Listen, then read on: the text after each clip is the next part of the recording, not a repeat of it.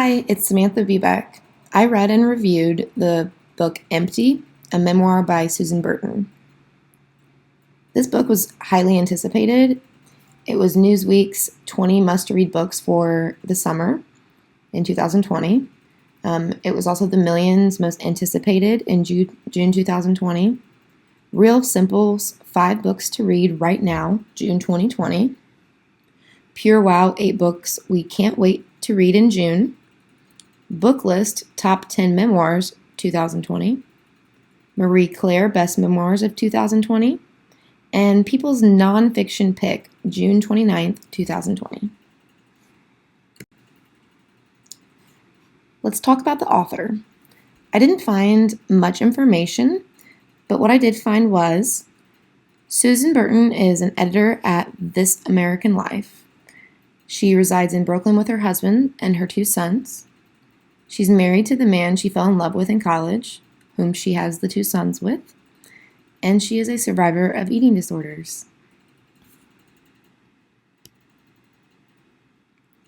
Why I chose this book? Well, originally I had no idea what book I would be choosing for this project. So I typed in Amazon and searched books on eating disorders.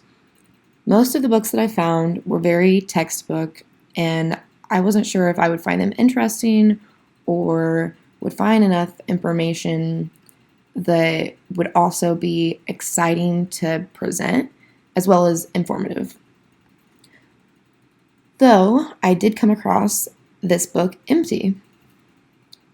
One of the biggest reasons I chose it was it has a huge focus on binge eating disorder, which I will be discussing more in depth in further slides. It also had advanced praise from the New York Times bestselling author Lori Gottlieb. And one of the biggest things, which sounds so silly, is that it had an interesting book cover. It didn't look textbook like the other books did that I had found online. It looked very interesting and compelling. So there are a couple eating disorders discussed that Susan goes through throughout her entire life, essentially. The first being binge eating disorder, sometimes referred to as BED. It's characterized by compulsive eating, so you feel the urge to eat whether you are actually hungry or not. People with BED syndrome have binge eating episodes, as do subjects with bulimia nervosa, but unlike the latter, they do not engage in compensatory behaviors. This would be referring to the vomiting that those with bulimia nervosa tend to partake in after having eaten any food or large amounts of food. Binge eating, which wasn't recognized as a formal eating disorder diagnosis until 2013. Binge eating is not just overeating, it's eating in a way that feels involuntary and out of control. And that's straight from the book, Empty. BED is more prevalent than anorexia and bulimia, which is also from the book, Empty.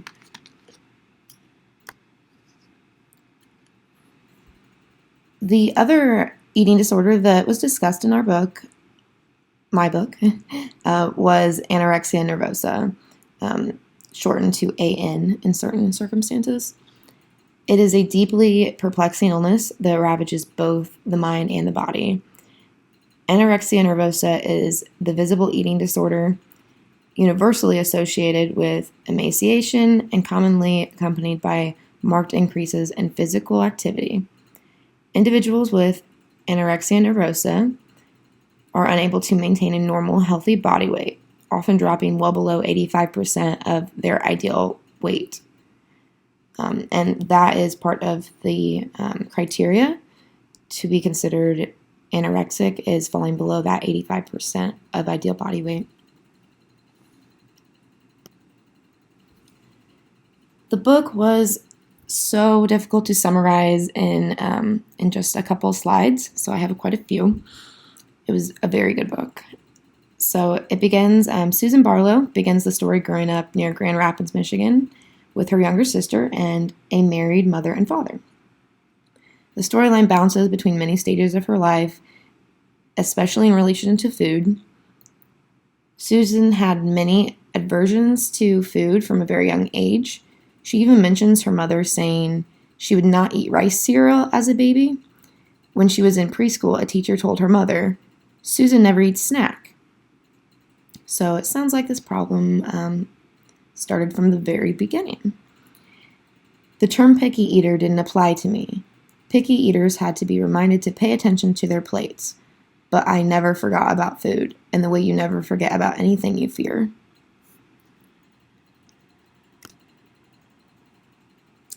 Susan lets the story evolve to explain her compulsion and obsession with food. Eating in private, such as late at night or once behind a dumpster, were part of this compulsion to eat food. Being thin was important to the women in Susan's family. "Oh, I'm so glad I have thin grandchildren," her grandmother once said. While growing up, Susan was very involved in swimming at their local country club. Here she would compare her body to the other girls in their bathing suits. "Some I was glad weren't mine, others I envied." That was referring to the bodies of the other girls in their bathing suits. She strived to feel empty in these pubescent years. Her mother noticed, "You don't look like yourself, you're too thin." This assessment gratified Susan, though she disagreed. She felt more herself with less. Her father was described as intellectual and suave, but seemed to have deeply embedded issues of his own. Some of the things he did in his black moods were hard to explain to others. The summer after she finished 7th grade, her father had an affair that ultimately split her family apart. Susan would move with her mother and sister to Boulder, Colorado. She weighed less than typical during this time of her parents' divorce, but she enjoyed the feeling. This was the summer when my preoccupation with thinness became a pathology. As a teenage girl, she had eaten so little that she was missing her menstrual cycle. She envied this time in her life as a teenager because it would be the summer before she began binge eating. While I couldn't have identified a reason for my behavior, even that weekend I could have named the feeling that drove me to the cupboard. Want something else. Want something more. Want more. As she continues on her late teens, Susan talks of discovering the magic of coffee. "I found out that coffee had no calories. Literally, to coffee, there were no negatives." She spoke of how she would have increased energy and be much more productive, which would actually distract her from the binge eating. And as I mentioned, or as she mentioned, she found out that coffee had no calories, so no worries. Before college, she would meet a friend, Julie, who spoke to her about vomiting every morning and having a problem that she could not talk about. Binge eating continued to be an issue throughout Susan's college years. When Susan entered college, she became a habitual user of marijuana, though she claims to have faked having the munchies while around friends. Binging in private was still important. During this time, she tested out of normal range for cholesterol. She had high cholesterol, and her mother was very concerned by these numbers. Overeating was also beginning to become a bowel issue. Her binge eating went away gradually, but anorexia became a problem again. Quitting food seemed to be the only solution. She was involved in an accident that broke her collarbone. Susan feared being contaminated, as she says, again by the dairy she was advised to consume to build more bone. In her 20s, working at an office, she was overworking and under-eating. A fall morning, the office manager touched my hip bone through my flannel mini and said, "Are you okay?" Her boyfriend, now husband, had a serious talk with her one morning after a friend of his mentioned anorexia to him. "You need to eat, Susan.